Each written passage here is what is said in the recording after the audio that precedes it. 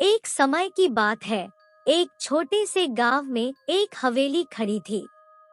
यह हवेली बच्चों के लिए काफी भूतिया मानी जाती थी।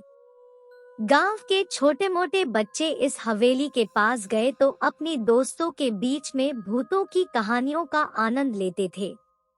एक दिन गांव का सबसे नाड़ा और बहादुर छोटा लड़का नामक वीरू ने सोचा कि वह उस हवेली में अकेले ही रात बिताएंगे। वो अपने दोस्तों से इसका इलाज करने के लिए तैयार हुआ। रात के समय वीरू हवेली की ओर बढ़ा और उसने वहां एक पुरानी लाली लाइट को जलाया।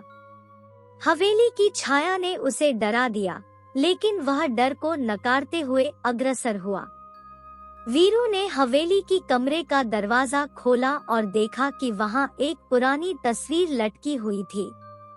वह तस्वीर देखकर गुमराह हो गया और वो सोचने लगा कि यह तस्वीर भूतों की है।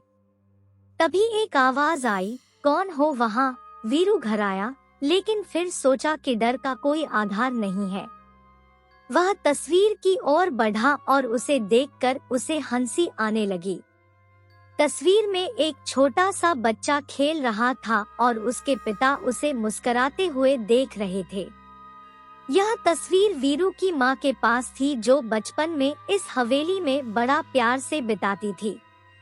वीरू के मन में सब समझ में आ गया। यह तस्वीर उसके पिता और उनकी परिवार की यादें थी, जो इस हवेली में खुशियों से बिताई गई थी। वीरू ने अपने दोस्तों को बताया कि यह हवेली किसी भूतों की जगह नहीं, बल्कि उनके पिता की यादों का एक महल था।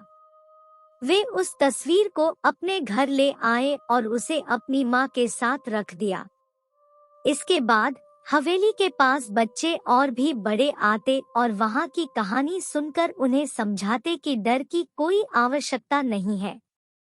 हवेली अब गांव के सबसे प्यारे स्थलों में से एक बन गई और वहाँ के बच्चे खुशियों का आनंद लेने लगे।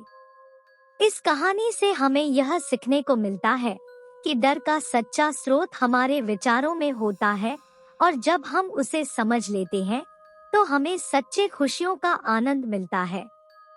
इसके अलावा हमें अपने परिवार और यादों का महत्व समझना चाहिए।